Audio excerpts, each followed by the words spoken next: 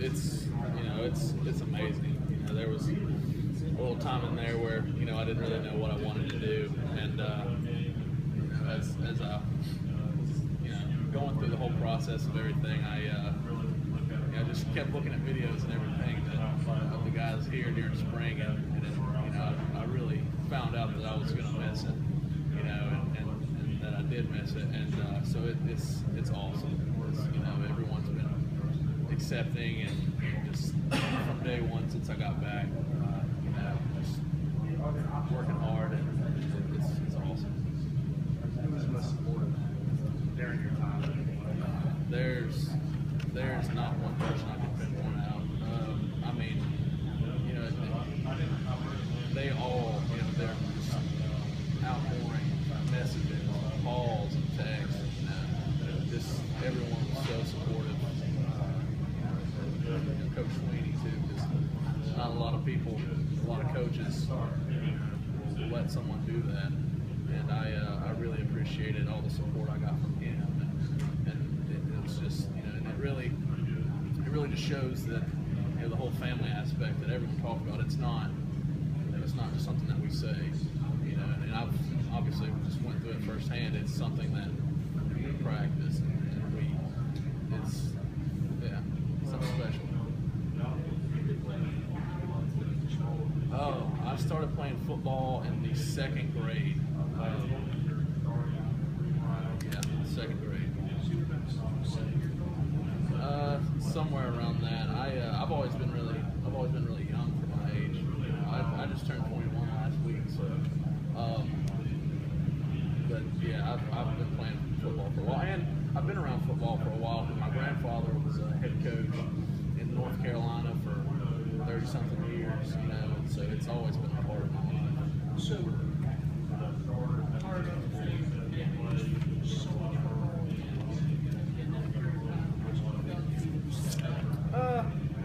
I guess that could be a little bit of it. It's just, it's just more of a.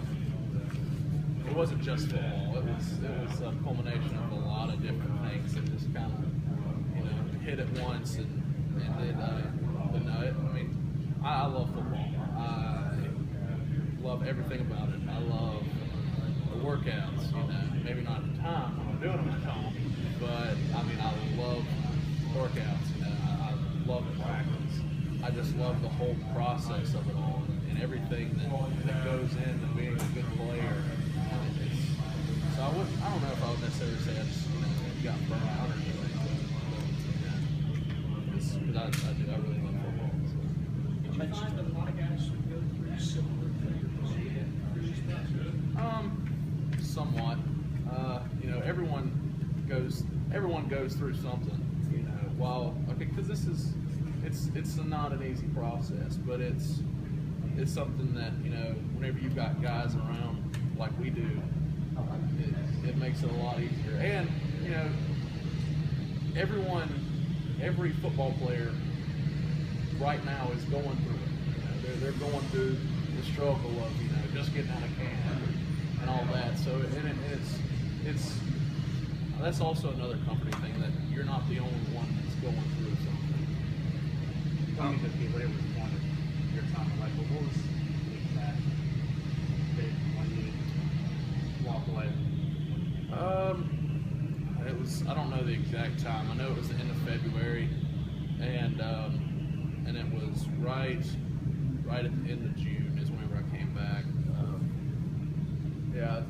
It was right, like maybe the last day of January or something like that, and then June. So it's whenever summer session 2 workout started.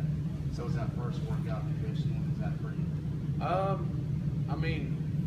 It's always pretty tough, but I actually, I kind of made a decision while I was home to keep my body, right, and I wanted to, I'd gained a good amount of weight after getting hurt and everything, and that's one thing that I thought, even if I didn't want to go back to football, that I wanted to improve my body, just because whenever you get that big, you don't feel good all the time.